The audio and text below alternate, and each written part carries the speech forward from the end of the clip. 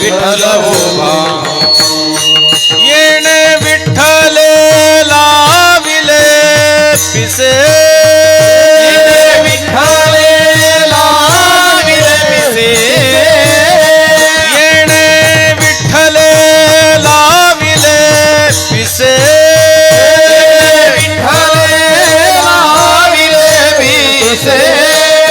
जिकडे पाहे तिकडे दिसे जिकडे पाहे तिकडे दिसे जिकडे पाहे तिकडे दिसे जिकडे पाहे तिकडे दिसे पाहते पाहणी माझारी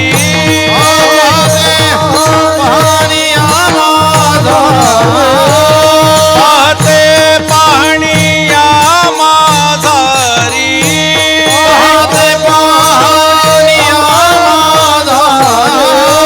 पाहते गेले पाहण्यापरी पाहते गेले पाहण्यापरी पाहते गेले पाहण्यापरी पाहते गेले पाहण्यापरी येणे विठ्ठले लाविले पिसे येणे विठ्ठले लाविले पिसे येणे विठ्ठले लाविले पिसे येणे विठ्ठले लाविले पिसे जिकडे पाहे तिकडे दिसे जिकडे पाहे तिकडे दिसे जिकडे पाहे तिकडे दिसे जिकडे पाहे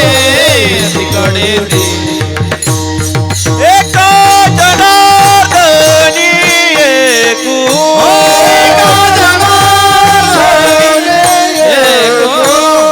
एका जनार्दनी एकू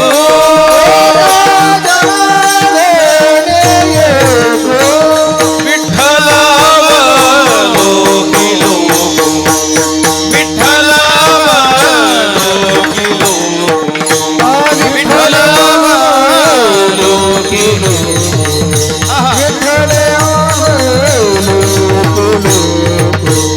येणे विठ्ठले लाविले पिसे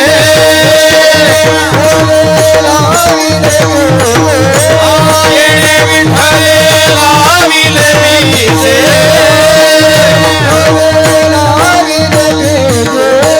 जिकडे पाहे तिकडे दिसे जिकडे पाहे तिकडे दिसे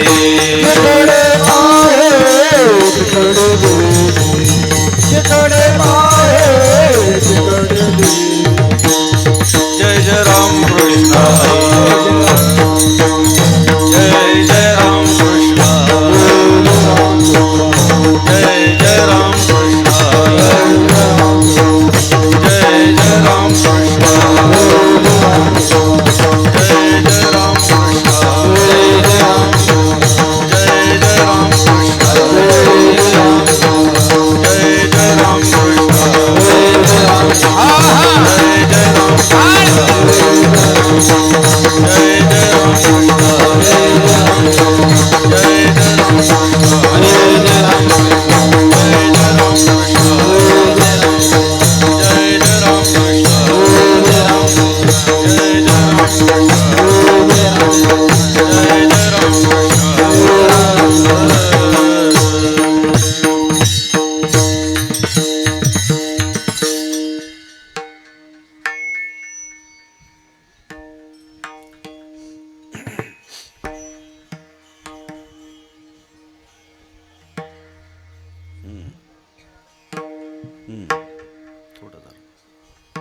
भाग्याचे भाग्य धन्य ते संसारी भाग्याचे भाग्य धन्य ते संसारी भाग्याचे भाग्य धन्य ते संसारी भाग्याचे भाग्य धन्य ते संसारी साठविती हरी हृदया माझी आठविते हरी हृदया माझी आठविते हरी हृदया माझी भाग्याचे भाग्य धन्य ते संसारी भाग्याचे भाग्य धन्य ते संसारी भाग्याचे पळू भाग्य नका. धन्य ते संसारी भाग्याचे भाग्य धन्य ते संसारी साठविती हरी हृदया माझी आठविते हरी हृदया माझी आठविते हरी हृदया माझी धन्य त्यांचे कुळ धन्य त्यांचे कर्म धन्य त्यांचे कुळ धन्य त्यांचे कर्म धन्य त्यांचे कुळ धन्य त्यांचे कर्म धन्य त्यांचे कुळ धन्य त्यांचे कर्म धन्य त्यांचा स्वधर्म नाम मुखा धन्य त्यांचा स्वधर्म नाम धन्य त्यांचा स्वधर्म नाम मुखा संकटी सुखात नाम सदा गाय संकटी सुखात नाम सदा गाय संकटी सुखात नाम सदा गाय संकटी सुखात नाम सदा गाय विसंबे देवराय क्षण एक नारायण क्षणवे नविसंबे देवाय क्षणवे धन्य त्यांचे कुळ धन्य त्यांचे कर्म धन्य त्यांचे कुळ धन्य त्यांचे कर्म धन्य त्यांचे कुळ धन्य त्यांचे कर्म धन्य त्यांचे कुळ धन्य त्यांचे कर्म धन्य त्यांचा स्वधर्म नाम मुखा धन्य त्यांचा स्वधर्म नाम मुखा धन्य त्यांचा स्वधर्म नाम मुखा एका जनार्दनी धन्य त्यांचे दैव धन्य त्यांचे दैव एका जनार्दनी धन्य त्यांचे दैव धन्य त्यांचे दैव वा स्वयमेव देव घरी स्वयमेव देव घरी स्वयमेव देव घरी एका जनार्दनी धन्य त्यांचे दैव धन्य त्यांचे दैव एका जनार्दनी धन्य त्यांचे दैव एका जनार्दनी धन्य त्यांचे दैव वा स्वयमेव देव घरी स्वयंदेव देव घरी उभा स्वयंदेव देव घरी धन्य त्यांचे कुळ धन्य त्यांचे कर्म त्यांचे कुल धन्य त्यांचे कर्म धन्य त्यांचे कुळ धन्य त्यांचे कर्म त्यांचे कुल धन्य त्यांचे कर्म धन्य त्यांचा स्वधर्म नाम मुखा धन्य त्यांचा स्वधर्म नाम मुखी धन्य त्यांचा स्वधर्म नाम मुखी विठोबा रखुमाई सर्वांनी टाळी वाजवा भजन करा जय जय विठोबा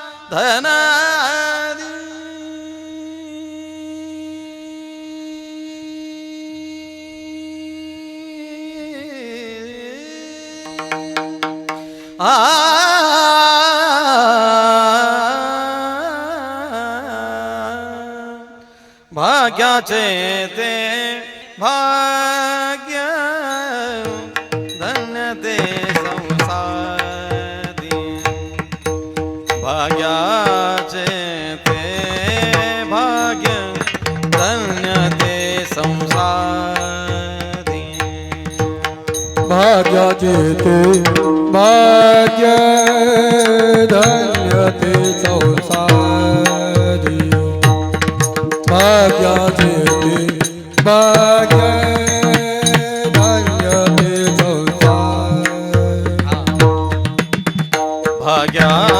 भाग्याचे भाग्य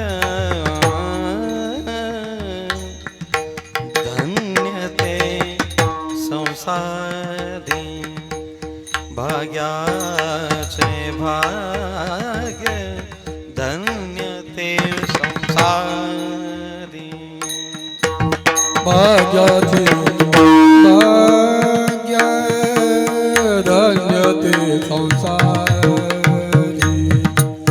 भाग्याचे भाग्य धन्य ते संसारी साठविते हरी हृदया माझे साठविते हरी हृदया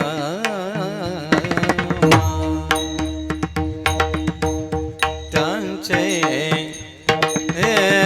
धन्य त्यांचे कर्म धन्य त्यांचे कुळ धन्य त्यांचे कर्म धन्य त्यांचे कुळ हा धन्य त्यांचे कर्म साठविते हृदया माझी साठविते हृदया माझी धन्यताचे कुळ धन्यताचे धन्यताचे कुळ धन्यताचे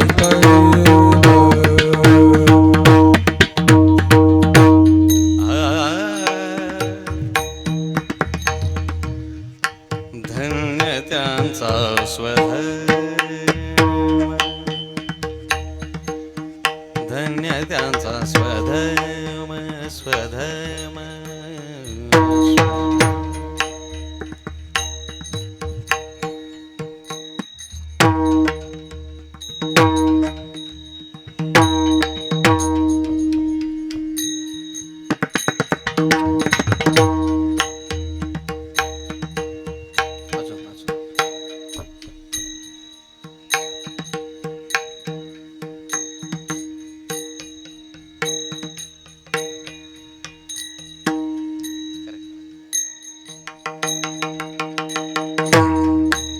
धन्य त्यांचा स्वधर्म नाम मुखा नाम मुखा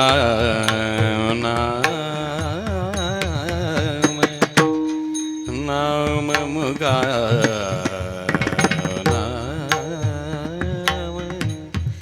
धन्य धन्य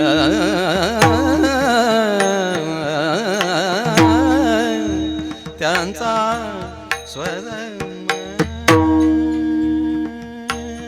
नाम मुखा आ आ आ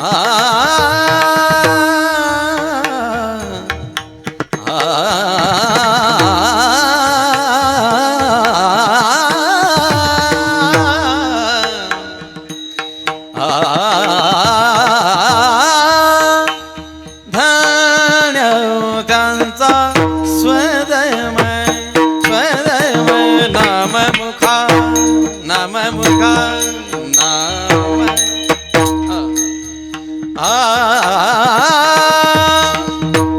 धन्य त्यांचा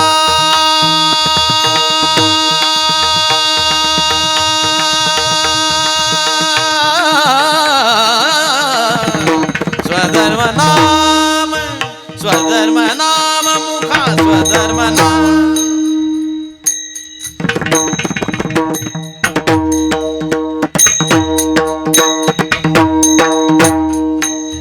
स्वधर्म नाम मुखा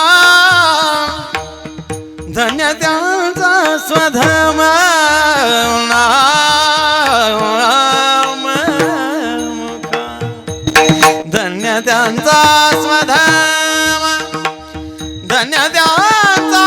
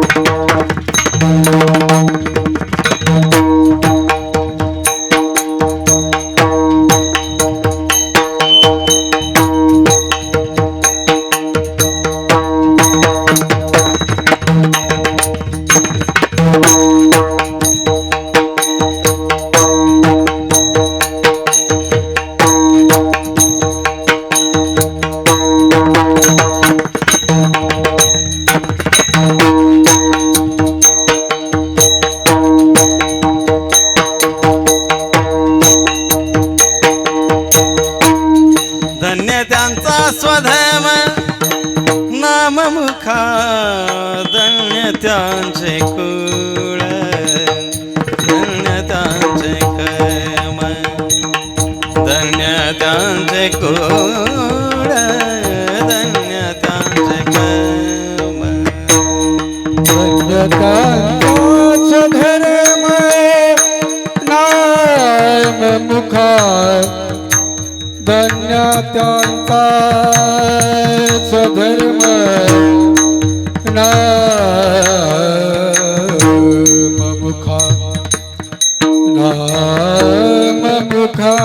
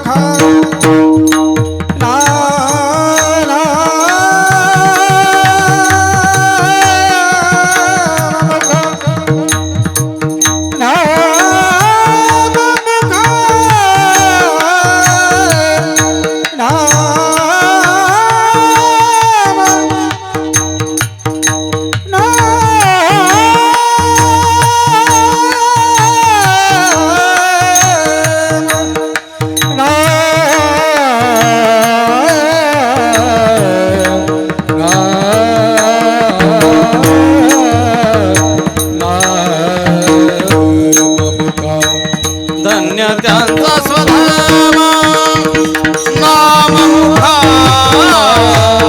धन्य त्यांचा स्वधाम नाम मुखा धन्य त्यांचे गुण धन्य त्यांचे कर्म धन्य त्यांचे गुण धन्य त्यांचे कर्म धन्य त्यांचे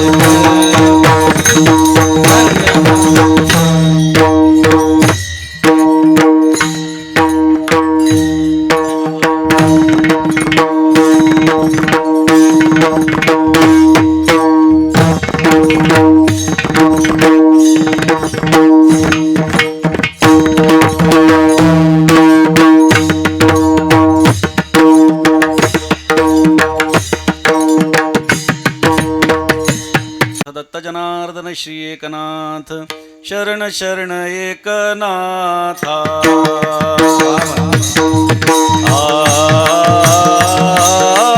शरण शरण एकनाथा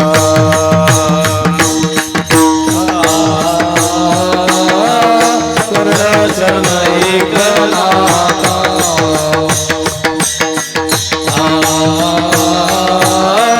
शरण शरण एकनाथा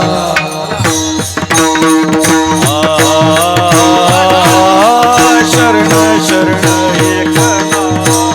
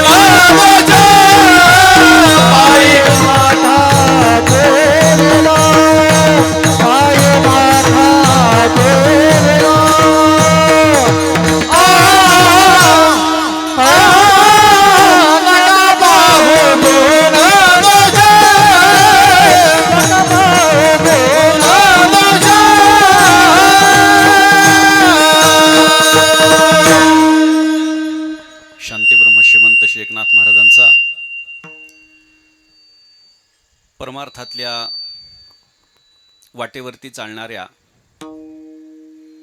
साधकाच्या आणि तसेच सिद्धाच्या जीवनाची जी दशा असते आणि ज्या पद्धतीचं आयुष्य तो जगत असतो त्या आयुष्याचं वर्णन करणारा अभंग आज सेवेकरता निवडला आहे. विठ्ठल विठ्ठल. बोलो, बोलो.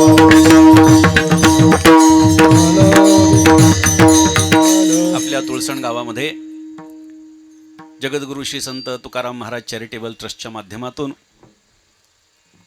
या ठिकाणी हरिभक्तीपरायण दादा महाराजांच्या माध्यमातून जे गुरुकुल या ठिकाणी सुरू आहे, वारकरी शिक्षण संस्था या ठिकाणी सुरू आहे, त्या वारकरी शिक्षण संस्थेच्या वर्धापन दिनाच्या निमित्तानं आपण सर्वजण जमलेलो आहोत.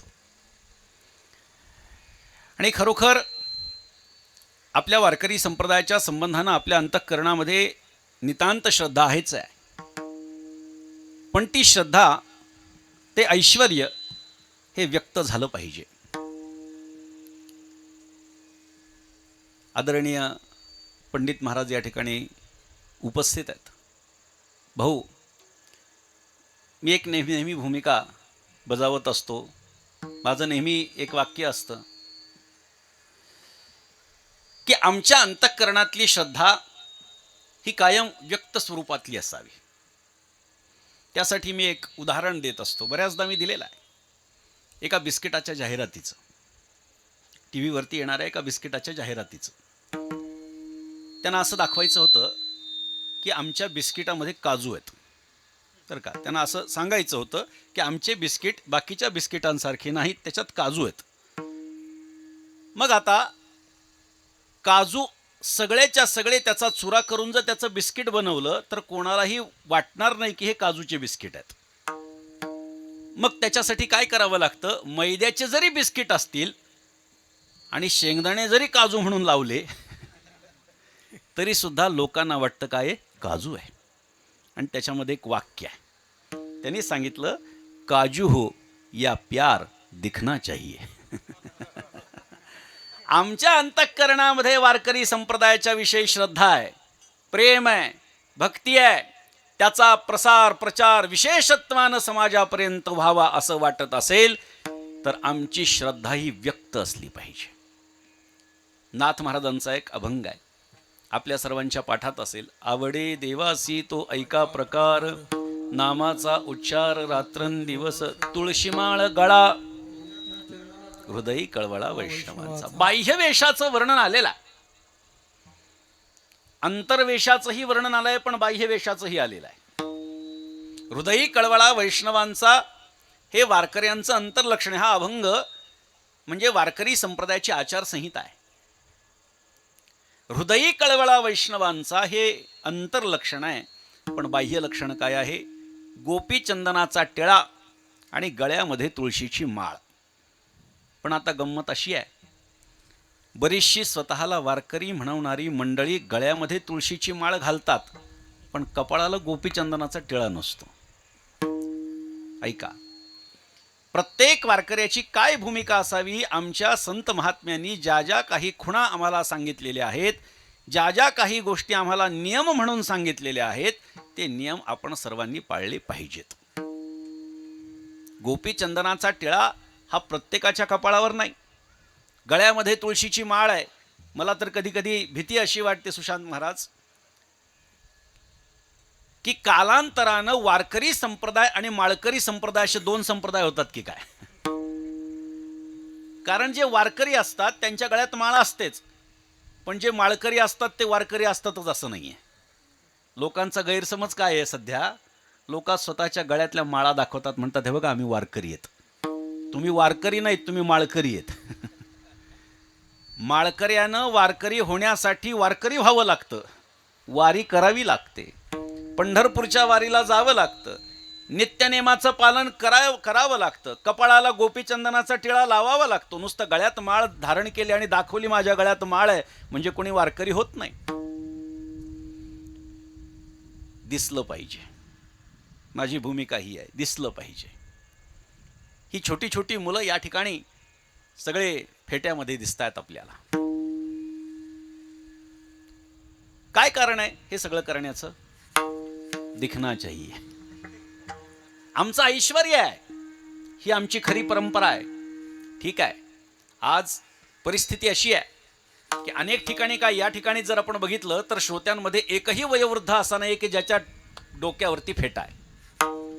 फेट्याची पद्धत आता काय झाली आहे, कमी होऊ लागली आहे. आता काय होऊ लागलं, फक्त कीर्तनापुरता फेटा बांधायचा, बाकी टोप्या घालत फिरायचं. अशी सध्याची परिस्थिती आहे. गंमत आहे का,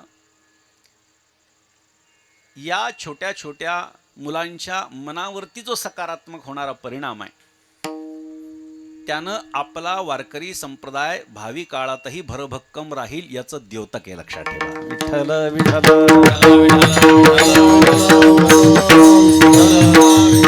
हो, मुद्रा लावलेल्या आहेत, गंध लावलेला आहे, सगळे बाह्यवेश आहेत. पण कोणताही संप्रदाय जेव्हा एखादा विशिष्ट संप्रदाय आहे असं जेव्हा सांगत असतो तेव्हा त्याची काही लक्षणं असतात. बाह्य लक्षणाचा विचार जर दक्षिणेमध्ये आपण गेलं तर तिथे तप्त मुद्रा लावायची पद्धत आहे. म्हणजे एक मुद्रा असते, ती गरम केली जाते आणि ती गरम मुद्रा मग कोणाच्या पुरुषाच्या छातीवर असेल, स्त्रियांच्या हातावर असेल, वगैरे वगैरे, ती मुद्रा अशी सगळ्यांना लावली जाते. ती तप्त मुद्रा त्यावेळी त्रास होतो, पण ती मुद्रा नंतर कधी जात नाही. तसा तर त्रास आपल्याकडे वारकरी संप्रदायात नाही. ही मुद्रा लावायची आहे, टिकेल तर टिकेल, नाही का, नंतर पुन्हा दुसऱ्याच दिवशी लावायचं आहे. पण तरी सुद्धा आपण काय करतो, ठीक आहे, मुद्रा लावण्याला मर्यादा असेल, काही हरकत नाही. लावलं तर चांगलं आहे, नाही लावलं तर वाईट नाही, पण किमान कपाळाला गोपीचंदनाचा टिळा असावा. पण हल्ली जर आपण बघितलं तर काही जण फक्त बुक्का लावतात, काही जण फक्त अष्टगंध लावतात, काही जण अष्टगंध आणि बुक्का लावतात, काही जण फक्त कुंकू लावू लागलेत, कालांतरानं हळद लावतील. पुढचा काळ अजून कोणता रंग तयार करेल सांगता येत नाही. वेळीच आपण आपल्या परंपरेची कास पकडली पाहिजे. हे कार्यक्रम कशासाठी करायचे, हे कीर्तन वगैरे हे सगळं इथे लोकांना जमा का करायचं आहे? जमा यासाठी करायचं आहे, मला कल्पना आहे की कदाचित या विद्यार्थ्यांचे आईबापच आपण बऱ्यापैकी असाल, या परिसरातले तर असाल, महाराजांवरती प्रेम करणारी मंडळी असालच, पण बहुतांशी या मुलांचे आईबाप आपण असाल. आपला मुलगा योग्य दिशेनं चाललाय, योग्य मार्गानं चाललाय, हे प्रत्यक्ष तुम्ही डोळ्यांनी पाहता. याच्यापेक्षा आणखी काय आनंद पाहिजे मला सांगा, काय सुकृत तुम्हाला पाहिजे मला सांगा. आपल्या अभंगाचाच विषय तो आहे, पण मी मुळामध्ये हा विषय का काढला, ही मुलं सुद्धा टोप्या घालून आहेत, वारकरी संप्रदायाची शिस्त आहे. मी नेहमी सांगतो, एका ठिकाणीचा प्रसंग असा घडला की एक तरुण बिना टोपीचा आला आणि टाळ घेऊन मागे उभा राहिला. एकाने सांगितलं टोपी घालून ये, भर कीर्तनामध्ये ओरडला त्याच्यावर, वयस्कर. मात्र तो मुलगा गेला, तरुण मुलगा 20-25 वर्षांचा, आणि टोपी घालून उभा राहिला. मला खूप चांगलं वाटलं. लोकांच्या समोर अपमान करूनही त्याने तो अपमान मानला नाही. पण आपल्याला वारकरी संप्रदायाची शिस्त कोणीतरी मोठी माणसं लावतायत, ही भूमिका त्या मुलाची बघून मी त्या मुलाचं निश्चित कौतुक केलं. कारण अशा पद्धतीची भावी पिढी जर का वारकरी संप्रदायाची असेल तर वारकरी संप्रदायाला जगाच्या पातळीवर नेण्यापासून कोणीही रोखू शकत नाही, हे शाश्वत सत्य आहे. विठ्ठल विठ्ठल.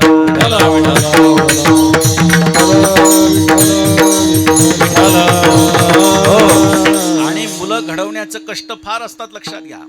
मातीचा गोळा आहे, कुंभार ज्याप्रमाणे एखाद्या मातीच्या गोळ्यापासून एखादी वस्तू तयार करतो त्या पद्धतीनं या सर्व संस्था चालकांना मुलांना घडवावं लागतं.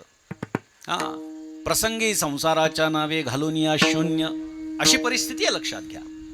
आदरणीय भाऊंना याची कल्पना आहे. कुंभार गुरुजींची धर्मशाळा कित्येक वर्षांपासून अत्यंत जुनी अशी वारकरी शिक्षण संस्था त्या ठिकाणी सुरू आहे. हजारो विद्यार्थी त्या संस्थेतून घडलेली आहेत.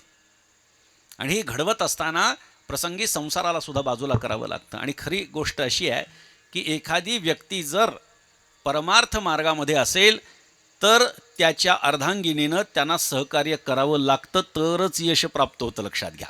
यशस्वी पारमार्थिक कोण आहे, तर ज्याचा संसार यशस्वी झालेला आहे. लक्षात घ्या. ज्याचा संसार यशस्वी झालेला आहे तो सहजतेनं यशस्वीतेनं परमार्थ करतोय.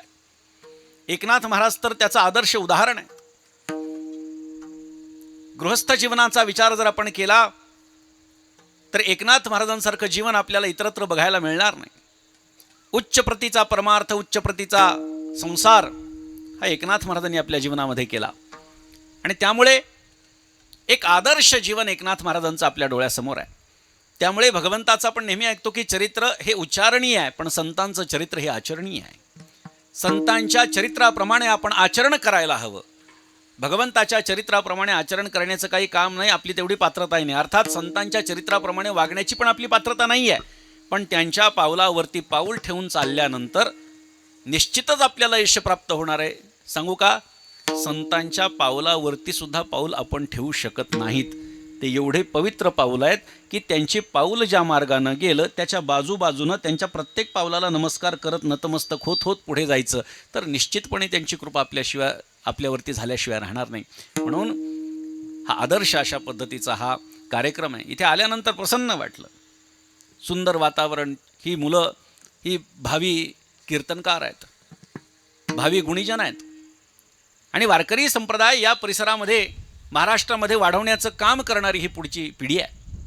आणि त्यामुळे त्यांच्यावरती जो वेळ खर्च होतो आहे तो योग्य पद्धतीनं होता. आणि आपण ही मुलं या ठिकाणी आलेली आहेत याचा अर्थ ही उगाच आलेली नाही आहे, त्यांचं काही जरी पूर्वजन्मीचं सुकृत आहे आणि म्हणून ती वारकरी शिक्षण संस्थेमध्ये येऊन शिकतायत. बाकीची यांच्या वयाची मुलं जर आपण बघितली समाजामधली, काय त्यांची अवस्था आहे आणि काय त्यांची परिस्थिती होईल हा जरा संशोधनाचा विषय आहे. काय झालं,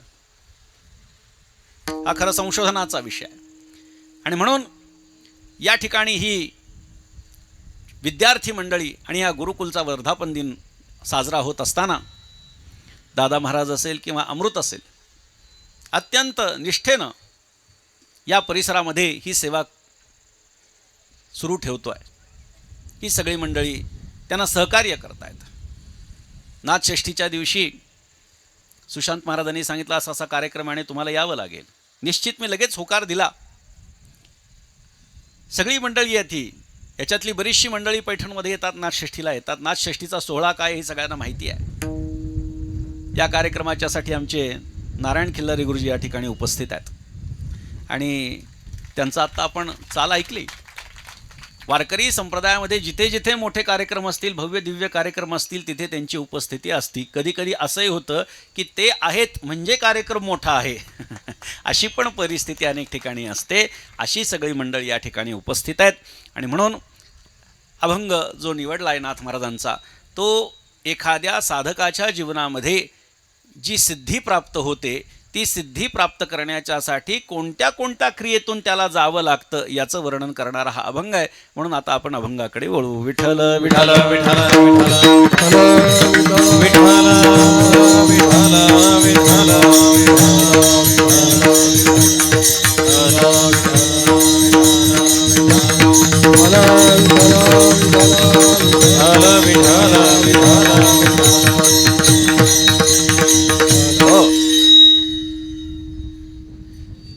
आपल्याला मनुष्याचा देह प्राप्त झाला, ज्याला नरदेह आपण म्हणतो. हा नरदेह प्राप्त होणं नाथ महाराजांनी सांगितलंय, भरतखंडी नरदेह प्राप्ती हे तो परमभाग्याची संपत्ती. माणसाचा देह आणि तोही भारत देशामध्ये प्राप्त होणं हे भाग्याचं लक्षण आहे. व्यवहारामध्ये आपण भाग्य कशाला म्हणतो, त्याची काही लक्षणं वेगळी आहेत. संसारामध्ये आपण भाग्य कशाला म्हणतो, त्याची पण लक्षणं वेगळी आहेत. परमार्थ करत असताना संत महात्मे भाग्य मानतात, मात्र सांसारिक माणसं ज्या गोष्टीला भाग्य मानतात त्या गोष्टींना संत महात्मे भाग्य मानत नाहीत. भाग्य तरी नव्हे धनपुत्र दारा निकटवास बरा संतापाई. संत भाग्य कशाला म्हणतायत, धनपुत्र दारा याला भाग्य समजत नाही, तर भगवंताच्या चरणापाशी येऊन राहणं हे भाग्याचं लक्षण आहे असा विचार केलेला आहे. तुमचं आमचं भाग्याचं लक्षण काय, वाढावे संतान वाढावे संतान गृही भावे धनधान्य गृही भावे धनधान्य ग्रही भावे धनधान्य ग्रही भावे धनधान्य ग्रही भावे धनधान्य भावे संतान गृही भावे धनधान्य गृही भावे धनधान्य गृही भावे धनधान्य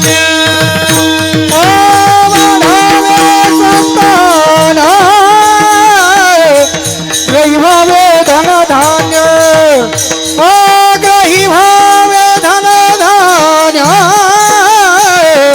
ग्रही भावे धनधान्य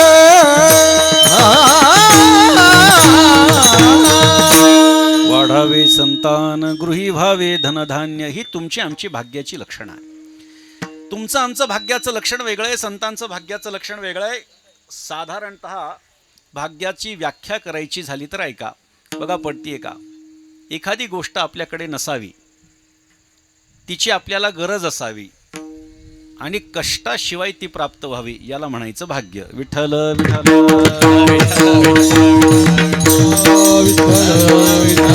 हो, हा नरदेह प्राप्त झाला हे भाग्याचं लक्षण आहे. कारण इतरांना तो प्राप्त झालेला नाही, पशुपक्षादिकांना तो प्राप्त झाला नाही. अंडज जारज स्वेदज उद्भिज या सगळ्या योनींचा विचार केला तर जारज योनीमध्ये हा देह आहे. मात्र नरदेह काय म्हणतात, काय झालं? मनुष्याचा देह हा इतर प्राणी पशुपक्ष्यांपेक्षा वेगळा आहे.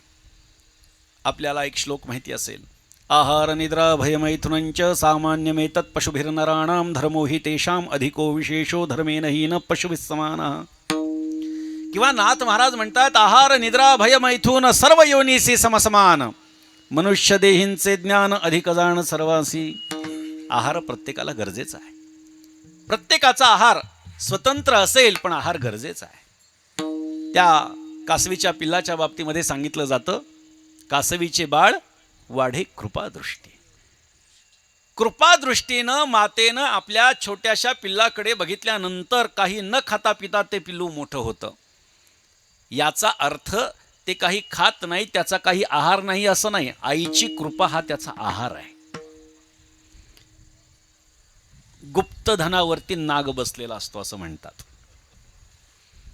ते गुप्तधन जमिनीत कुठेतरी असतं, खोल असतं, पण उकरल्यानंतर जर का तिथे गुप्तधनाचा तो ठेवा सापडला, त्याच्यावर नाग बसलेला असतो असेल, मग त्याचं अन्न तो काय खात असेल? तिथे वायू हा त्याचा आहार आहे. म्हणजे आहार प्रत्येकाला आहे, आहाराचं स्वरूप भिन्न असेल. आहार निद्रा झोप प्रत्येकाला गरजेची आहे. त्यामुळे घरी मिळालं नाही की कीर्तनात ठरलेलं. कुंभकर्णाची पत्नी आहे निद्रा. म्हणजे काय आहे? निद्रा म्हणजे कुंभकर्णाची पत्नी आहे. कुंभकर्णाला जेव्हा प्रभू रामचंद्रांनी मारलं तेव्हा ती प्रभू रामचंद्रांना शरण आली. म्हणले, देवा आता माझ्या नवऱ्याला तर तुम्ही मारलंय, पण आता मी काय करू? भगवंतांनी सांगितलं कीर्तनात जाऊन बसायचं. तेव्हापासून ती कीर्तनात आहे, कीर्तनामध्ये येऊन बसते. म्हणजे निद्रा प्रत्येकाला गरजेची आहे. आहार निद्रा भय प्रत्येकाला कशाचं ना कशाचं तरी भय आहे. उंदराला मांजराचं भय, मांजराला कुत्र्याचं, कुत्र्याला लांडग्याचं, लांडग्याला सिंहाचं, सिंहाला शिकाऱ्याचं, शिकाऱ्याला कायद्याचं.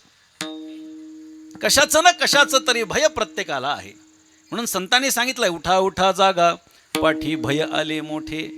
हे भय प्रत्येकाच्या पाठीमागे लागलेलं आहे. सर्वात मोठं भय कोणतं आहे? मरणाचं भय. योगशास्त्रामध्ये पंचक्लेश सांगितलेले आहेत. अविद्या, अस्मिता, राग, द्वेष आणि अभिनिवेश. बाकीच्यांचा आता विचार करण्याचं काही कारण नाही. अभिनिवेश म्हणजे मरणाचं भय. योगशास्त्रामध्ये सांगितलं, आपण व्यवहारामध्ये बोलतो की तो अभिनिवेशानं बोलत होता, तो भाग वेगळा. अभिनिवेश म्हणजे योगशास्त्रदृष्ट्या मरणाचं भय. प्रत्येकाच्या पाठीमागे मरणाचं भय लागलेलं आहे. त्यामुळे आहार निद्रा भय मैथुनंच स्त्री आणि पुरुषांचा संयोग सर्व योनीसी समसमान. मग माणसाचं वेगळेपण काय आहे? मनुष्य देहींचे ज्ञान अधिक जाण सर्वासी. माणसाकडे जे ज्ञान आहे ते इतर पशुपक्ष्यांपेक्षा त्याला वेगळं ठरवतं. त्यामुळे इतर प्राणी पशुपक्ष्यांपेक्षा माणसाचा देह प्राप्त झाला म्हणजे तुम्हाला भाग्य प्राप्त झालं, असं भाग्याचं लक्षण आपल्याला करता येतं. अनेक विध प्रकारे आपल्याला भाग्याची व्याख्या अनेक संतांनी, साधू संतांनी, महापुरुषांनी करून ठेवल्याचं दिसतं. भगवत पूज्यपाद श्रीमदाद्य जगद्गुरु शंकराचार्य ते असं म्हणतात, पंचाक्षरं पावनमुच्चरन्तः पतिं पशूनां हृदि भावयन्तः भिक्षाशनादिक्षु परिभ्रमन्तः कौपीनवन्तः खलु भाग्यवन्तः. त्यांनी सांगितलं ओम नमः शिवाय हा पंचाक्षरी मंत्र आहे. आता काही जण म्हणतील ओम नमः शिवाय तर 6 शब्द झाले, मग पंचाक्षर कसं काय? ओमला आकड्यात पकडायचं नसतं. शास्त्र असं सांगतं, जेव्हा एखादा मंत्र असतो तेव्हा त्याला आकड्यामध्ये पकडायचं नाही. म्हणजे नमः शिवाय पंचाक्षरी मंत्र आहे. ओम त्याला जास्तीचा लागलेला आहे.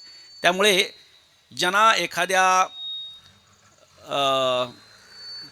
मंत्राचा जप करायचा असेल आणि पुरश्चरण करायचं असेल तर त्यावेळी नमशिवाय या 5च किंवा ओम सोडून जेवढे शब्द होतात त्याचा तेवढा लाख जप केला म्हणजे पुरश्चरण झालं असं म्हटलं जातं.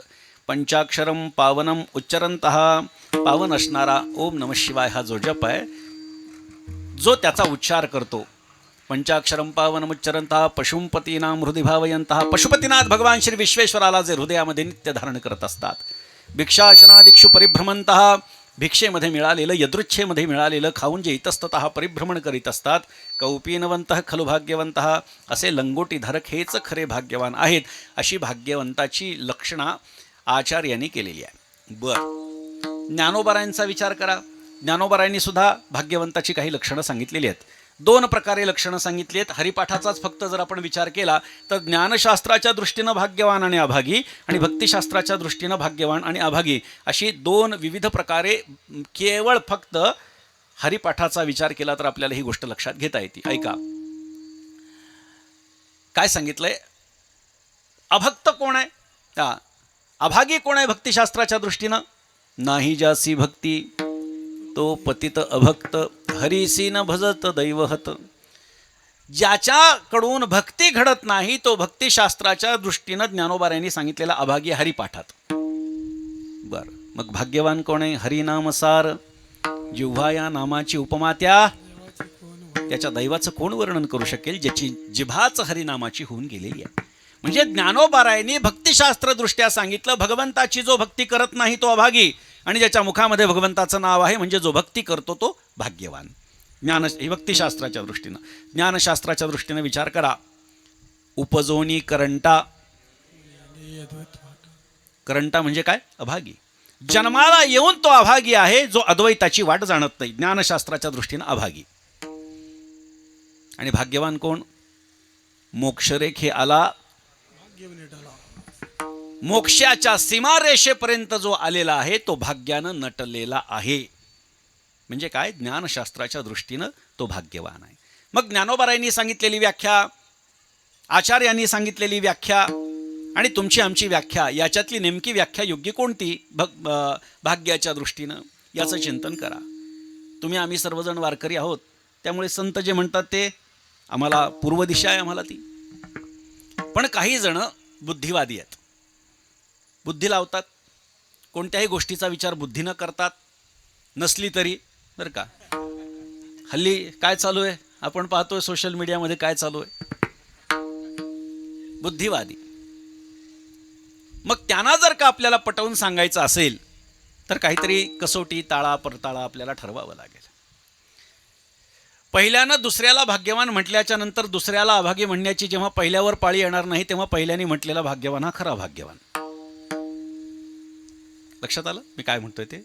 पहिल्यानं दुसऱ्याला भाग्यवान म्हणल्याच्या नंतर दुसऱ्याला अभागी म्हणण्याची जेव्हा पहिल्यावर पाळी येणार नाही तेव्हा पहिल्याने म्हटलेला भाग्यवान हा खरा भाग्यवान. उदाहरण देतो. एखाद्याच्या ज्ञानाकडे बघून एखादा म्हणू लागला की तुम्ही फार भाग्यवान आहात. एखाद्याच्या रूपाकडे बघून एखादा म्हणू लागला तुम्ही फार भाग्यवान आहात. एखाद्याच्या कलेकडे बघून एखादा म्हणू लागला तुम्ही फार भाग्यवान आहात. मर्यादा आहे. त्याला तो कायमचा भाग्यवान म्हणू शकत नाही. वृद्ध जेव्हा होतो तेव्हा त्याच्या ज्ञानाकडे बघून आपण त्याला भाग्यवान म्हणू शकत नाही, कारण एका वयाच्या विशिष्ट मर्यादेच्या नंतर स्मरणशक्ती लोप पावते.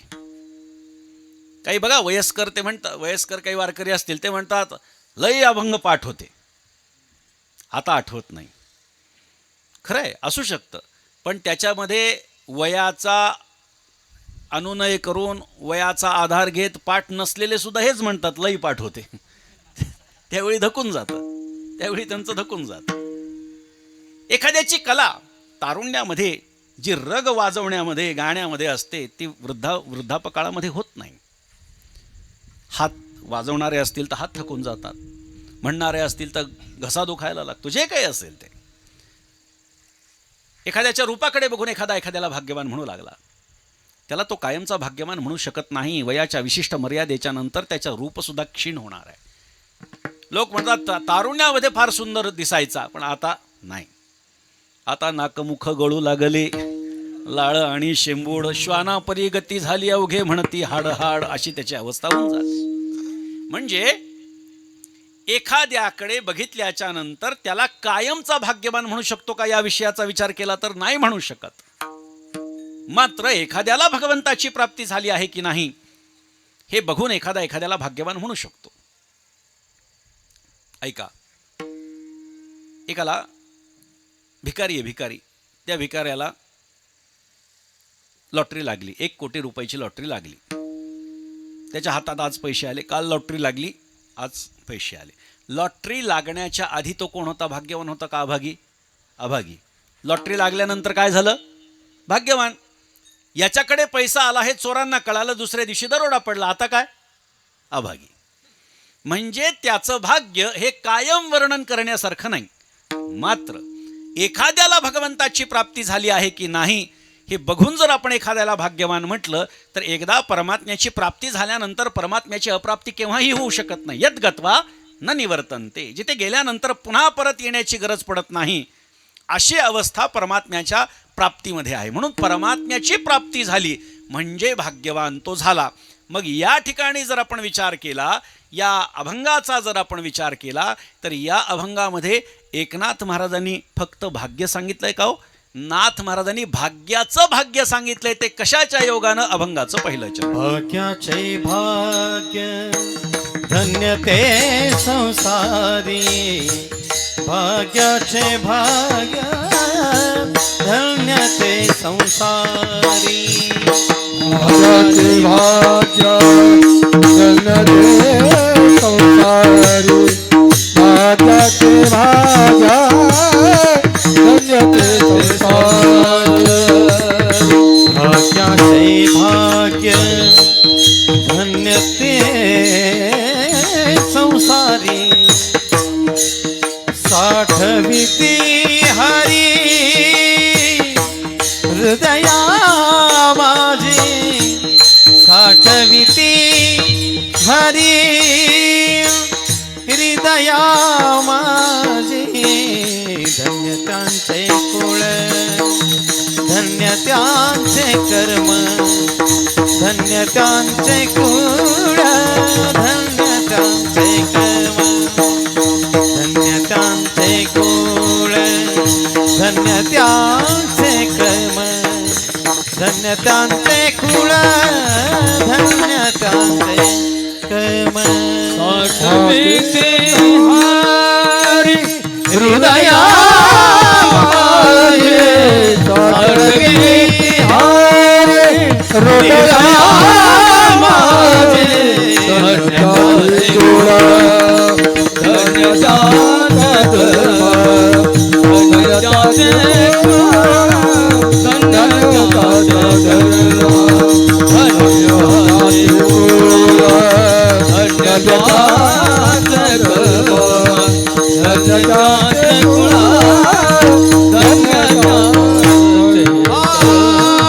भाग्याचे भाग्य धन्य ते संसारी, साठविती हरी हृदया माझी, साठविती हरी हृदया माझी,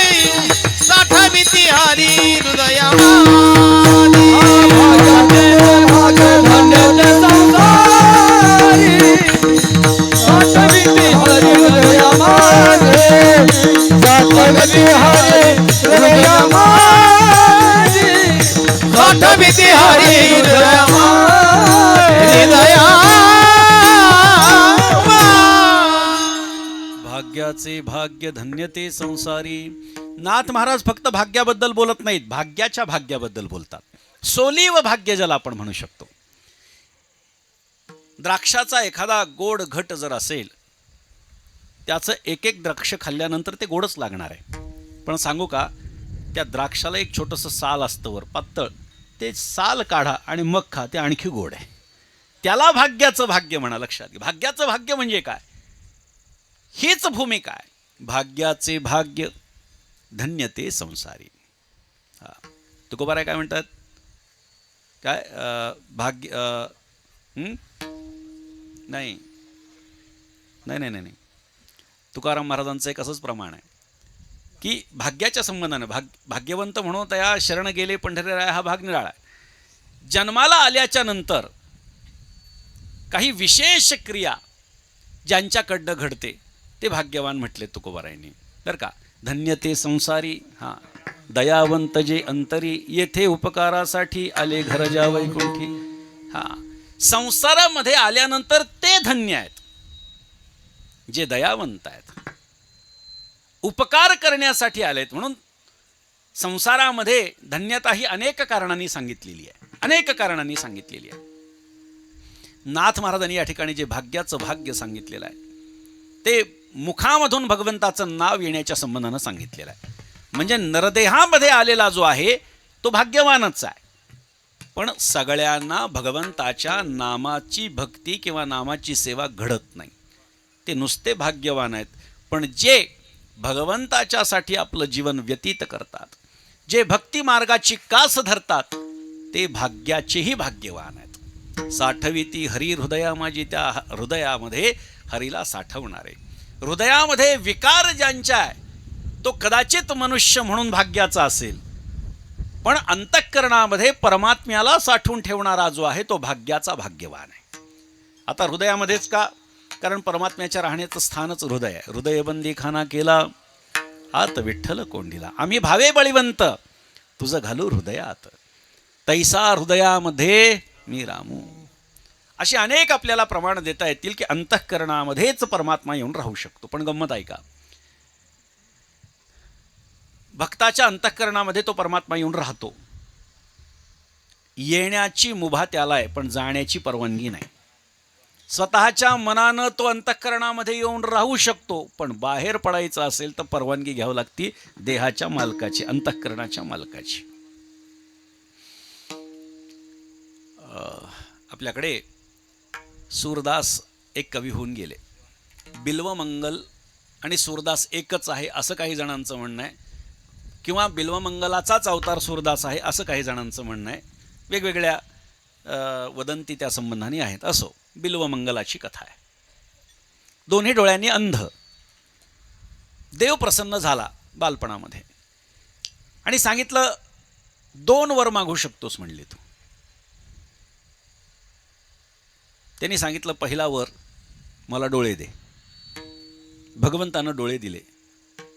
भगवंताचं अवलोकन नखशिखांत केलं. म्हणले अरे दुसरं माग ना, नुसतं काय बघत बसलास. त्यांनी सांगितलं देवा डोळे फोडून टाक. देवाने विचारलं ही काय पद्धत आहे, पहिल्या वरात म्हणतो डोळे दे आणि दुसऱ्या वरात म्हणतो डोळे फोडून टाक. बिल्वमंगलाने उत्तर दिलं तुझं स्वरूप एकदा बघितल्याच्या नंतर अंतःकरणामध्ये ते बसल्यानंतर दुसऱ्या कोणालाही बघण्याची माझी अजिबातच इच्छा नाही आहे, म्हणून माझे डोळे फोडून टाक. भगवंताला आनंद झाला. असे ते बिल्वमंगल. वयाच्या उत्तरार्धामध्ये असा विचार केला की एकदा वृंदावनात जाऊन येऊ, जिथे भगवंतानं लीला केल्या त्या स्थानाप्रती एकदा आपण जाऊन येऊ म्हणून निघाले. रस्त्यानं जात असताना थोडीशी अवघड वाट होती आणि एक विहीर होती की ज्याला बांधकाम वगैरे बाजूला काही केलेलं नव्हतं.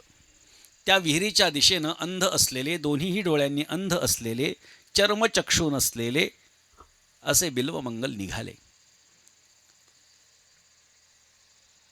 लक्ष्मी मातेचं लक्ष गेलं. म्हटले देवा तुझा भक्त तुझ्या दर्शनाला येतोय आणि अगदी 20-25 पावलावरती एक विहीर आहे, त्या विहिरीमध्ये तो पडेल बरं का. भगवंतांनी सांगितलं 20-25 फूट लांब आहे, अजून भरपूर वेळ आहे म्हणले. 10 फुटावर आला. आईसाहेबांचा जीव तगमग करू लागला. देवा 10 फुटावर आलाय तो भक्त, अरे लांब आहे. 5 फुटावर आला, लांब आहे. 2 फुटावर, लांब आहे.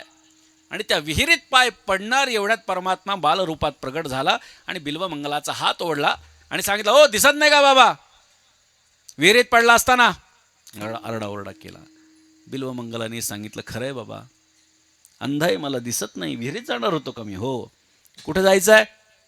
वृंदावनाला जायचं एकदा. कशासाठी? माझ्या भगवंताचं, कृष्णाचं दर्शन करण्यासाठी जायचंय. डाव्या हातानं सरळ जा. अंध लोकांचा एक स्वभाव आहे, भगवंतानी हात धरून ओढलं होतं. अंध लोक आपला हात इतरांच्या हातात देत नाहीत, दुसऱ्याचा हात आपल्या हातात पकडतात. जरा निरीक्षण करा. या बोलण्यामध्ये बिल्वमंगलाने भगवंताचा हात पकडला बालरूपातल्या आणि विचारलं, तू कोण आहेस? कारण स्पर्श साधारण मानवासारखा नव्हता. विचारलं, तू कोण आहेस? भगवंतानं सांगितलं, कृष्ण आहे माझं नाव. बर, इथे काय करतोयस? गाय राखण्यासाठी आलोय. बर, एकटा एवढ्या निबिड अरण्यामध्ये? हो. सोडा माझा हात, जाऊ द्या मला, माझ्या गायी पुढे चालल्यात. बिल्वमंगलांनी सांगितलं, तुझा हस्तस्पर्श मला सामान्य मुलासारखा वाटत नाहीये, खरं खरं सांग तू कोण आहेस? भगवंतांना तेच सांगितलं. आरडाओरडा करू लागले, म्हणले मदत करा, ते करा आणि पुन्हा अडकून घ्या, सोडा माझा हात. बिल्वमंगलांनी सांगितलं, खरं सांगितल्याशिवाय हात सोडणार नाही. ओढाओढी सुरू झाली. हे सोडायला तयार नाहीत, हे ओढू लागलेत. भगवंताने जोरात झटका दिला आणि हात काढून घेतला. हसू लागले. कसा सोडवला हात, कसा सोडवला? जसं कैसा हराया, नाही का? कसा सोडवला हात?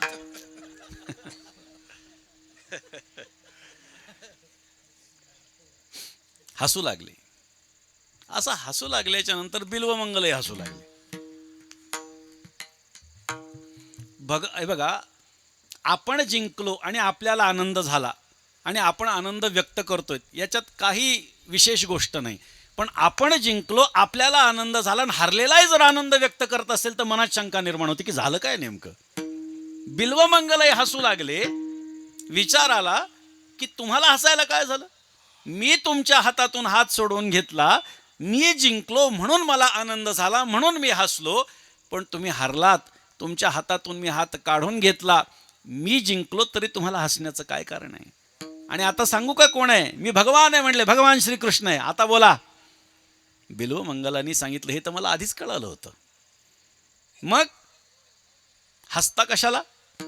बिल्वमंगलांनी सांगितलं, हस्तमुत्क्षिप्य तोसी बलात् कृष्ण किमद्भुतम हृदयाद्यदि निर्यासी पौरुषं गणयामि ते. कृष्णा, तू तुझा हात माझ्या हातातून सोडवून घेतलास, यात काय पौरुष आहे, काय पुरुषार्थ आहे? माझ्या अंतःकरणातून निघून दाखवशील तर तुला खरा मर्द मानेल. विठ्ठल विठ्ठल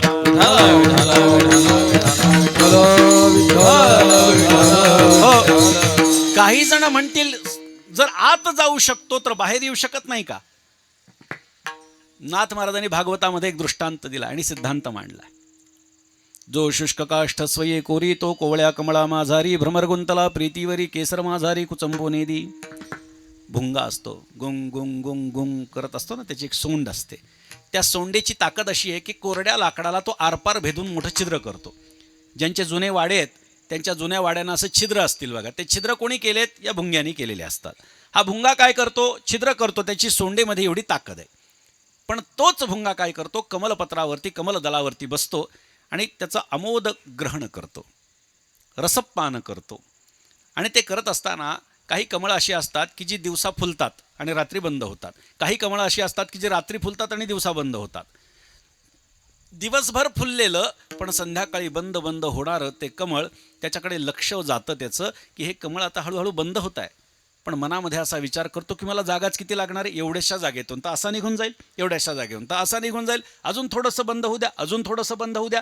पण ते प्रेम त्या कमळावरती त्याचं एवढं असतं की त्या केसरावरती तो बसलेला असतो, अलगद बसलेला असतो. अलगद म्हणजे केसर माझारी कुचंबो नेदी. केसर जी काडीमधली असती ती सुद्धा स्वतःच्या एवढ्या जाड जुड्या त्या अंगाच्या वजनाने तो दबू देत नाही. आणि विचार करतो आता जाईल, मग जाईल. कमळ बंद होतं. आतमध्ये विचार करतो काही हरकत नाही, उद्या सकाळी मी बाहेर पडेन, सकाळ झाली कमळ उमललं की मी बाहेर जाईन. पण सकाळपर्यंत तो टिकत नाही. आता जो कोरड्या लाकडाला छेदून आरपार जाऊ शकतो तो कोवळ्या कमळाला भेदू शकत नाही का? भेदू शकतो, पण का भेदत नाही? कारण त्याचं प्रेम त्या कमळावरती असतं. जो शुष्क काष्ठ स्वये कोरी, तो कोवळ्या कमळा माझारी. भ्रमर गुंतला प्रीतीवरी, केसर माझारी कुचंबोनी दी. तेवी भक्ताची या प्रेम प्रीती, हृदयी कोंडिला श्रीपती. तेथ खुंटल्या सामर्थ्य शक्ती, भावार्था प्रतिबळ नचले. विठ्ठल विठ्ठल विठ्ठल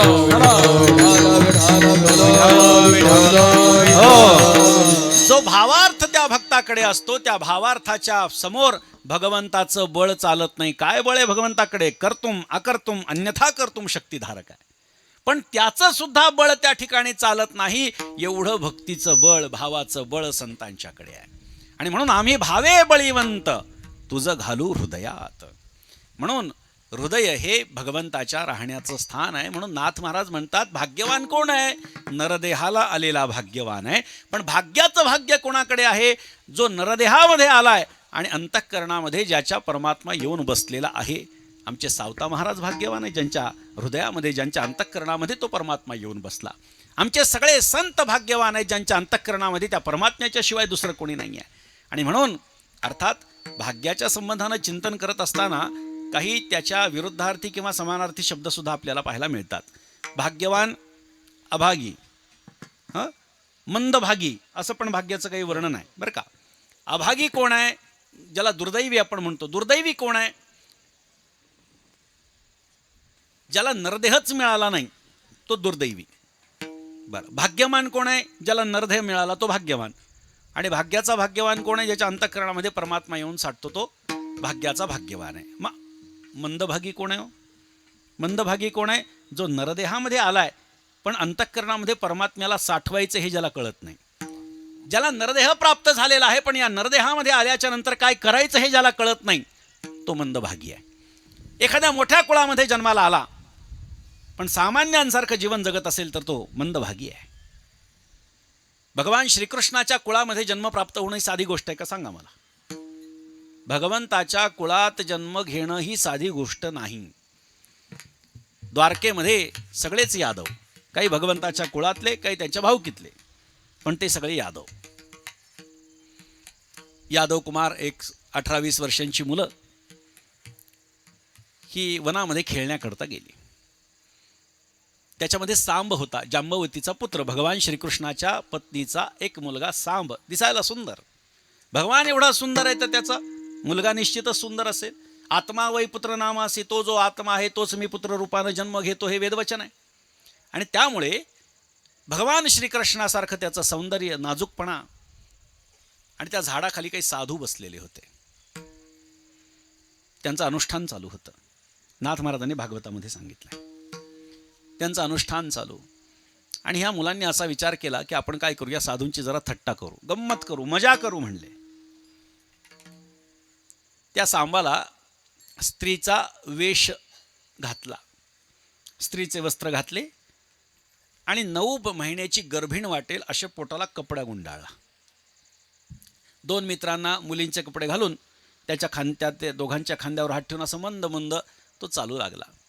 बाकीची जी मुलं आहेत ते त्या साधूंकडे गेली आणि सांगू लागली, म्हणजे ऋषीवर, ती स्त्री त्या ठिकाणी जी उभी आहे ना, तिच्या मनामध्ये काही प्रश्न आहेत, तिला काही तुम्हाला विचारायचं आहे.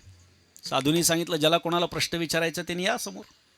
नाही नाही म्हटले, जरा संकोच करते, जरा लाजतीये म्हणली ती. काय प्रश्न आहे? ती 9 महिन्याची गर्भिण आहे आणि गर्भवती असणारी ती, तिच्या मनामध्ये असा प्रश्न आहे की तिला मुलगा होणार आहे का मुलगी होणार आहे. बघा, थट्टा करण्याची भूमिका बघा काय आहे, की मुलगा म्हणलं तरी हसायचं, मुलगी म्हणलं तरी हसायचं, आणि काय म्हणायचं, तो तर पुरुष आहे, त्याला तर कसा मुलगा होईल किंवा मुलगी होईल. बस एवढी थट्टा करायची आणि हसायचं, एवढीच भूमिका. काही गरज नाही. माणसाने फार संयमित बोलावं. काही माणसांना फार बोलण्याची सवय असते, सारखं बोलत राहतात. नाथ महाराजांचं प्रमाण आहे, हरी बोला नाही तरी या बोला, व्यर्थ गलबला करू नका. शांत बसलं पाहिजे, विनाकारण वाणीचा गैरवापर केला. ज्यांच्या समोर हे थट्टा करायला गेले ती थट्टा चांगली नाही, अशी ही थट्टा भल्याची लावील बट्टा, नाथ महाराज म्हणतात. थट्टा करायला गेले त्या साधूंची. बरं ते साधू साधे नव्हते, दुर्वास ऋषी होते. दुर्वास. छोटी छोटी गोष्ट चुकली की शाप, चुकली की शाप. काय करावं? त्याने विचारलं की तिला मुलगा होणार आहे का मुलगी होणार आहे? दुर्वास ऋषींनी बघितलं त्या स्त्रीकडे बघायचं म्हणून, आणि त्यांच्या क्षणात लक्षात आलं की हा पुरुष आहे आणि मुलं आपली थट्टा करतायत. परंतु ही भगवान श्रीकृष्णाच्या कुळातली आहेत म्हणून एक संधी त्यांना द्यावी असा विचार दुर्वासांनी केला. आणि त्यांनी सांगितलं, मुलांनो, आमची थट्टा करू नका, आमच्या अनुष्ठानामध्ये व्यत्यय आणू नका, इथून निघा इथून. मात्र तरीसुद्धा ती मुलं जेव्हा म्हणू लागले, नाही नाही महाराज, सांगा ना मुलगा होणार आहे का मुलगी तिला, सांगा ना मुलगा होणार आहे का मुलगी तिला, तेव्हा दुर्वास ऋषीने जो शाप दिला तो माझा आता मुद्दा आहे. दुर्वास ऋषीने सांगितलं, मुलगा होईल का मुलगी होईल? न मुलगा होणार आहे न मुलगी होणार आहे. अरे हे प्रसवेल जे बाळ, ते होईल सकळ कुळा काळ, निखळ लोहाचे मुसळ, देखाल सकळ मंद भाग्ये. माझा मुद्दा इथे आहे. त्यांनी सांगितलं, ना मुलगा होणार आहे ना मुलगी होणार आहे, याच्या पोटामध्ये लोखंडाचं मुसळ होणार आहे म्हटले.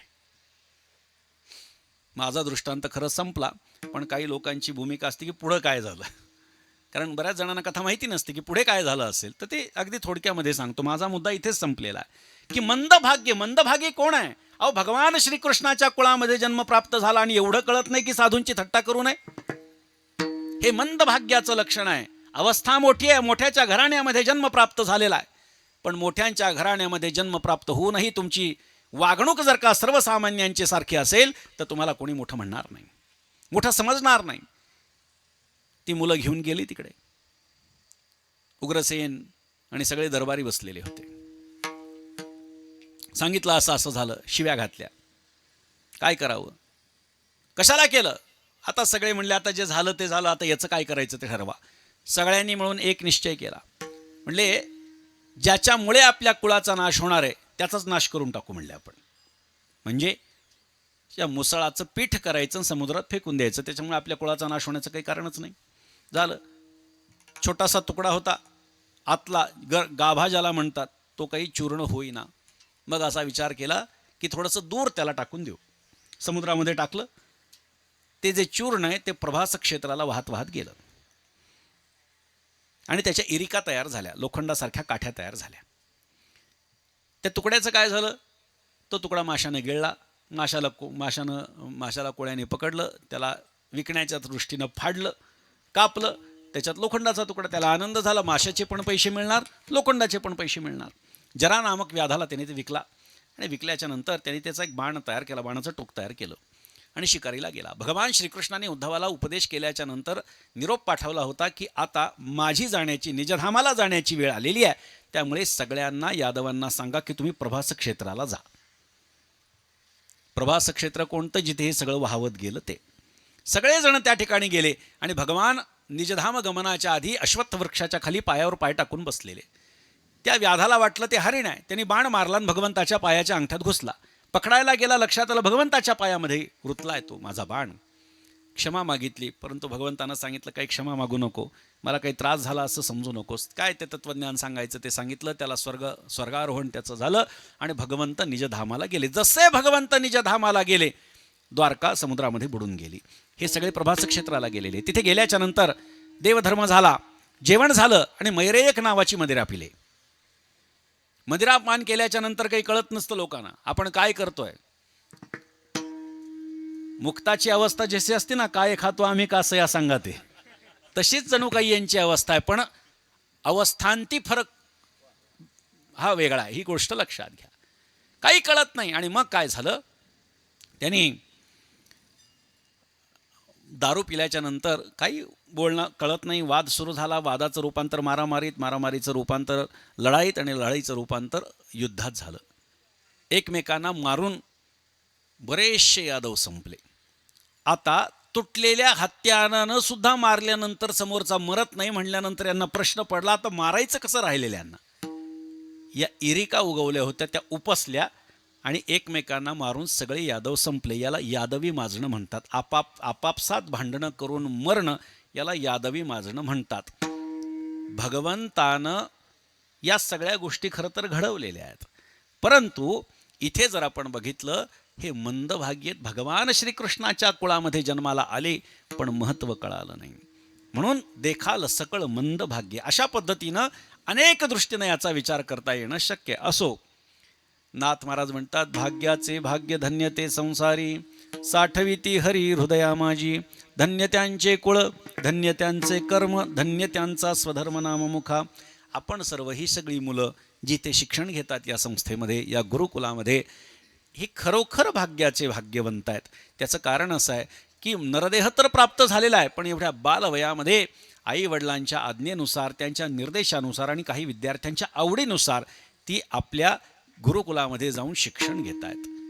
मला वाटतं 3-4 गुरुकुलातले या ठिकाणी वारकरी शिक्षण संस्थेतले इथं विद्यार्थी आहेत. त्या प्रत्येकाचं हे कर्तव्य आहे की आपल्या सर्व विद्यार्थ्यांचं यथोचित त्यांनी पालनपोषण केलं पाहिजे. आई वडिलांनी मोठ्या विश्वासानं हे आपल्याकडे हे विद्यार्थ्यांना दिलेलं असतं आणि त्यामुळे त्यांना कुठल्याही प्रकारचा त्रास होऊ नये याचा विचार करणं गरजेचं आहे.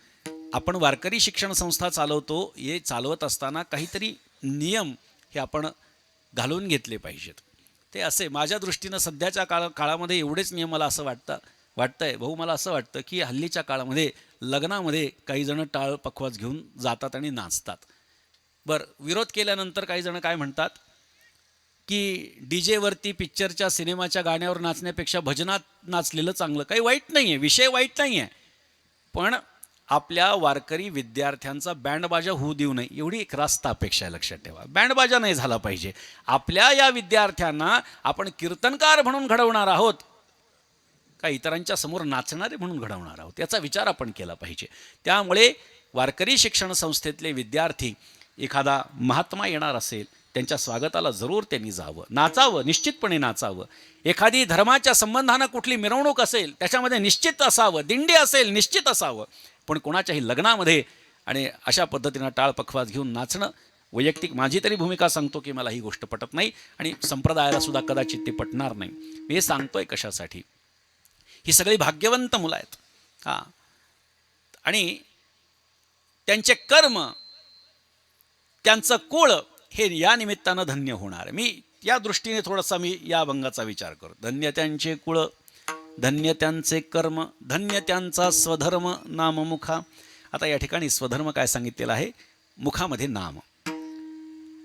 मुखामध्ये नाम येणं हे भाग्याचं लक्षण आहे बरं का. ऐका, नाथ महाराजांनी सांगितलं, जसं भगवंताची प्राप्ती करून घ्यायची असेल, संतांची प्राप्ती करून घ्यायची असेल तर भाग्याशिवाय ती घडत नाही, तसं मुखामध्ये सुद्धा नाम जर भगवंताचं यायचं असेल ते सुद्धा भाग्याशिवाय घडत नाही. मुखामध्ये नाम येत आहे म्हणून त्यांचं कर्म धन्य आहे आणि त्यांचं कुळही पवित्र ते कुळ, पावन तो देश, जेथे हरीचे दास जन्म घेती. तुकोबाराय सांगतात, तो देशही पवित्र आहे, ते कुळही पवित्र आहे, जिथे हरीचे दास जन्म घेतात. आणि म्हणून कर्म धर्म त्यांचा झाला नारायण. कर्मही त्यांचं आणि धर्मही त्यांचा काय झालेला आहे, नारायण. आता धर्मावर सुद्धा सध्या विशेष चर्चा चालू आहे की वारकरी संप्रदाय हा एका विशिष्ट धर्माचा आहे का निधर्मी आहे, अशी चर्चा सध्या सुरू आहे. मला एक सांगा, आपल्याकडे आहे ना वेळ, 10 मिनिटं अजून आहे ना. मला एक सांगा की वारकरी संप्रदाय काय आहे. संप्रदाय आहे, कोणता संप्रदाय आहे, भक्ती संप्रदाय. ठीक आहे, भक्ती कोणाची करतो, पांडुरंगाची. पांडुरंग कोण आहे, पुंडलिकाच्या भावार्था गोकुळीहुनी झाला येता. गोकुळामध्ये कोण होतं, भगवान श्रीकृष्ण. भगवान श्रीकृष्ण कोण आहेत, महाविष्णूचा 8वा अवतार.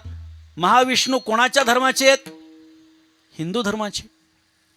मग वेगळा देव कसं काय. आवाहन काय केलंय, प्रश्न काय विचारतायत की वेगळा देव आणि वेगळं तत्वज्ञान.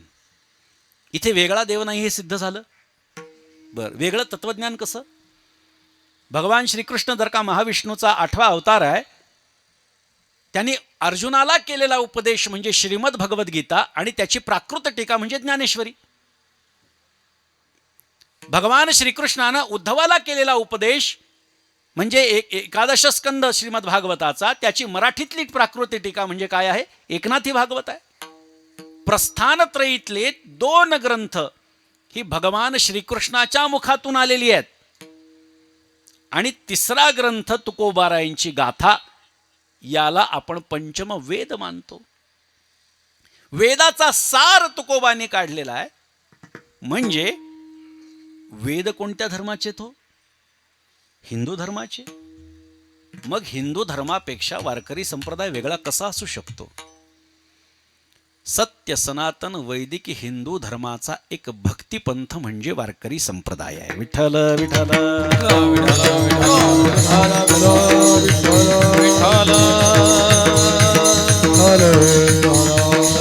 हो. त्यामुळे इथे कुठल्याही प्रकारची शंका कुणीही बाळगण्याचं काम नाही. विधर्मी लोकांची ही भूमिकाच असते की तुमच्या आमच्यामध्ये बघा, तोडा आणि राज्य करा, ही भूमिका इंग्रजांनी सुरू केली आहे. आपल्यावरती 500-700 वर्ष हे मुसलमानांचं सुद्धा आक्रमण होतंच. त्यांचं राज्य आपल्या भारतावरती चाललं, पण त्यांना ही नीती कळाली नाही. आपल्या सुदैवानी त्यांना ही नीती कळाली नाही, फोडा आणि राज्य करा. ती इंग्रजांना कळाली की यांच्यात भांडणं लावले. मग आता वारकरी संप्रदायामध्ये काय भांडणं लावता येतील? तर हा हिंदू धर्माचा संप्रदाय आहे का निधर्मी आहे? निधर्मी कसे असू शकतं? ज्यावेळी एखादा संप्रदाय असतो तो कोणत्या तरी धर्माचाच असतो, ही भूमिका लक्षात का येत नाही? अनेक प्रश्न आहेत, त्याच्या योग्य उत्तर आपण देऊ शकतो. पण काय असतं की कोणाबद्दल आपण बोलतोय याचं सुद्धा बोलणाऱ्यांनी विचार केला पाहिजे. पण कधी कधी काय होतं, त्याज्य ते त्यागावया लागी सांगावे जरी अनुपयोगी, ज्ञानोबा सांगतात. एखादी गोष्ट त्याज्य करायची आहे, त्याग करायची आहे, त्याग का करायची यासाठी काय त्यागायचं हे सांगावं लागतं. त्याच्याशिवाय काय कशाचा त्याग करायचा हे कळत नाही. म्हणून समाजामध्ये अशी भरपूर माणसं आहेत की जी स्वतःच्या मनानं वारकरी संप्रदायाचा अर्थ लावतात. काही कारण नाही आहे. वारकरी संप्रदाय शुद्ध स्वरूपाचा भक्तिपंथ आहे. इथे ज्या पांडुरंगाची उपासना होते तो पांडुरंग म्हणजे भगवान श्रीकृष्ण आहे. इथे ज्या तत्त्वज्ञानाचं अनुसरण केलं जातं ते भगवान श्रीकृष्णाचं तत्त्वज्ञान आहे, ते वेदाचं तत्त्वज्ञान आहे. वेद मार्गे मुनी गेले त्याची मार्गे चालिलो. नाथ महाराजांना विचारलं, संतांचा आणि धर्माचा संबंध कसा नाही? धर्माचे पालन करणे पाखंड खंडन, हेच आम्हा करणे काम, बीज वाढवावे नाम. तुकोबाराय बोलतात. नाथ महाराज म्हणतात, संतांच्या विभूती धर्मालागी अवतरती, धर्मरक्षणा कारणे साधू होतात अवतीर्णे. बर, नाथ महाराजांना लोकांनी प्रश्न विचारला, महाराज तुमच्यासारख्या साधूंचं येणं कशासाठी आहे? नाथ महाराज म्हणतात, धर्माची वाट मोडे अधर्माची शीग चढे, तै आम्हा येणे घडे संसार स्थिती. आम्हा का संसारा येणे, हरिभक्ती नामस्मरणे, जडजीव उद्धरणे नामस्मरणे करुणी. सर्व कर्म ब्रह्मस्थिती प्रतिपादाव्या वेदोक्ती, हेची एक निश्चिती करणे आम्हा. नानामते पाषांड कर्मठता अतिबंड, तयाचे ठेचणे तोंड हरिभजने. मी पुन्हा सांगतो, मी अनेक ठिकाणी सांगितलंय, कर्मकांड आणि कर्मठता याच्यामध्ये भेद आहे. कर्माचा अतिरेक म्हणजे कर्मठता आहे, ती संतांना मान्य नाही. संत महात्म्यांनी सांगितलंय, तुम्हाला जर का हे बाह्य उडंबर करता येत नसेल, तुम्हाला यज्ञयाग करता येत नसेल, तुम्हाला योग याग विधी करता येत नसेल, करू नका. त्याच्यामध्ये वेळ वाया घालू नका. या युगाचा तो युगधर्म नाही, त्यापेक्षा नामस्मरण करा. ही संतांची रास्त भूमिका आहे. इतर कोणत्याही बाह्य उडंबराला तुम्ही भुलू नका. कदाचित त्याच्यापासून चित्तशुद्धी ही आपल्याला प्राप्त होईल. पण कलियुगाचा युगधर्म काय आहे? भगवंताचं नाम. कलियुगी उद्धार हरीच्या नामे कृते ध्यायते विष्णुं त्रेतायाम यजतो मखैहि, द्वापरे परिचर्यायां कलौतत् हरिकीर्तनात. हरिकीर्तन हे कलियुगाचा हा युगधर्म सांगितलेला आहे. म्हणून कलियुगामध्ये भगवंताचं नामस्मरण ही इतर कोणत्याही साधनेपेक्षा श्रेष्ठ आहे. संतांचा सहवास हा इतर कोणत्याही साधनेपेक्षा श्रेष्ठ आहे. नरोधयति माम योगो न सांख्यम धर्म एवच, न स्वाध्यायस्तपस्त्यागो निष्ठापूर्ति न दक्षिणा, व्रतानि यज्ञच्छंदांसी तीर्थानि नियमायमाः, यथा वरुंधे सत्संग सर्वसंगापहो हिमाम. भगवंतानं श्रीमद भागवताच्या 11 स्कंधामध्ये ही भूमिका मांडलेली आहे की संतांचा सहवास गरजेचा आहे, भगवंताचं नाम गरजेचं आहे. इतर साधनं ही परमात्म्यापर्यंत पोचू शकतीलही, मात्र सहजतेनं नाही. मग आम्हाला साधू संतांनी सोपा मार्ग सांगितला. मोडोनिया वाटा सूक्ष्म दुस्तर, केला राज्यभार चाले ऐसा. त्यामुळे संत महात्म्यांचं तत्त्वज्ञान हे भगवान श्रीकृष्णाचं तत्त्वज्ञान आहे. आणि म्हणून धर्माशी संबंध नाही अशी भूमिका नाही. बरं, असा आक्षेप अजून घेतला जातो की कबीर, मोमीन, लतीफ, मुसलमान हे संत जे आहेत, या संतांच्याबद्दल तुमचं काय म्हणणं आहे? एखाद्या व्यक्तीला जर का इतर धर्मांची उपासना पद्धती आवडली आणि त्यांनी स्वतःची उपासना पद्धती सोडून जर का इतरांच्या उपासने पद्धतीमध्ये जाणं योग्य ठरवलं असेल, त्यांनी विचार केला असेल, तर त्यांनी स्वतःचं सोडलं आहे आणि आपलं धरलं आहे. लक्षात घ्या, त्यांना निरीश्वरवादी असा काही वर्ग आहे. पण हे बाकीचे जे पंथ आहेत किंवा ज्याला विधर्मी आपण म्हणतो किंवा परधर्मीय म्हणतो, त्या धर्मामध्ये निर्गुणाची उपासना सांगितलेली आहे. सगुणाची उपासना केवळ सनातन हिंदू धर्मामध्ये सांगितलेली आहे. त्यामुळे हिंदू धर्म जो आहे हा मूर्तीपूजक आहे. त्यामुळे मूर्तीची पूजा ज्यांना मान्य आहे ते मूर्तीची पूजा करत असतील, त्यांचं नाव जरी काही असलं तरी त्यांनी हिंदूंचीच उपासना पद्धती अवलंबलेली आहे. त्यामुळे सगळ्यांना एकत्र करणारा वारकरी संप्रदाय निश्चित आहे. मी पुन्हा सांगतो, यारे यारे लहान थोर याती भलते नारे नर. अनेक प्रमाणात त्याच्या संबंधाने आपण ऐकले असतील, पुढे ऐकायला मिळतील. मात्र मी काही गोष्टींचा खुलासा यासाठी मुद्दाम या ठिकाणी केला की आपल्या वारकऱ्यांच्या मनामध्ये कुठल्याही प्रकारचा भेद निर्माण होऊ नये, कोणत्याही प्रकारचा संशय निर्माण होऊ नये, आणि कोणी जर आपल्याला कधी प्रश्न विचारला तर त्याचं उत्तर आपल्याला देता यावं म्हणून या विषयावरती मी थोडंसं बोललो. असो, नाथ महाराजांनी या ठिकाणी सांगितलं आहे की धन्य त्यांचे कुळ, धन्य त्यांचे कर्म, धन्य त्यांचा स्वधर्म नाम मुखा. हो, मुखामध्ये नाम, पण कधी फक्त आनंद असल्यानंतर का किंवा दुःख झाल्यानंतर देवाची आठवण का? संकटी सुखात नाम सदा गाय, न विसंबे देवराय क्षण एक. क्षणभर सुद्धा न विसंबे म्हणजे काय? क्षणभर सुद्धा अंतःकरणातून परमात्मा दूर होत नाही. संकट असो किंवा सुख असो, आम्हाला संकटकाळी फक्त परमात्मा आठवतो.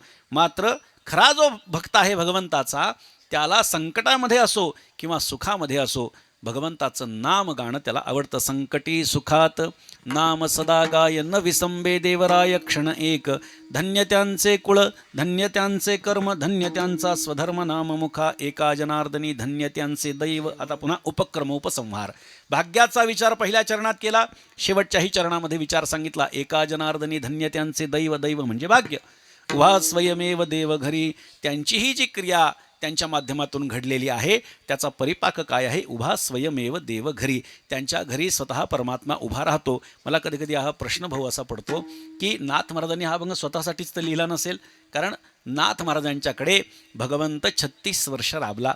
36 वर्ष 12 अशा 3 रूपामध्ये विठ्ठल, केशव आणि श्रीखंड्या या 3 नामामध्ये कीर्तनामध्ये टाळ घेऊन उभं राहणं असेल, देवपूजेमध्ये मदत करणं, चंदन उगाळणं असेल, किंवा रांजणामध्ये 12 वर्ष पाणी भरणं असेल, असे 36 वर्ष परमात्मा एकनाथ महाराजांच्याकडे राबला. तो उभाच राहिला, लक्षात घ्या. किंवा दत्त चोपदारी करीतसे. निळा म्हणे देव राबे ज्याचे घरी, दत्त चोपदारी करीतसे. अशा पद्धतीचा विचार. किंवा दासोपंतांचा अभिमान गेला घेताची दर्शन, धन्य धन्य एकनाथा तुमचे चरणी माझा माथा. दत्तात्रेय चोपदार येथे उभे काठीकर, निळा शरण तुमच्या पाया, अनन्य भावे नाथराया. म्हणजे उभा स्वयमेव देव घरी. नाथ महाराजांच्या दरबारामध्ये, दारामध्ये प्रत्यक्ष दत्तप्रभू म्हणजे नाथ महाराजांचे गुरु जनार्दन स्वामी आणि त्या जनार्दन स्वामींचे गुरु भगवान दत्तात्रेय हे नाथ महाराजांच्याकडे म्हणजे आपल्या शिष्याच्या शिष्याकडे जर का सेवा करतात, नाथ महाराजांचा अधिकार साधा आहे असं समजू नका. आणि त्याचबरोबरीनं त्या भगवान दत्तात्रेयांचं अंतःकरण हे सुद्धा काही कोतं नाही आहे, ते व्यापक आहे. याचा सुद्धा आपल्याला विचार करता येऊ शकतो. उभा स्वयमेव देव घरी, धन्य त्यांचे कुळ, धन्य त्यांचे कर्म, धन्य त्यांचा स्वधर्म नाममुखा. यथामती अभंगाचं चिंतन झालं. संप्रदायाच्या नियमाप्रमाणे भजन करा. विठोबा रखुमाई.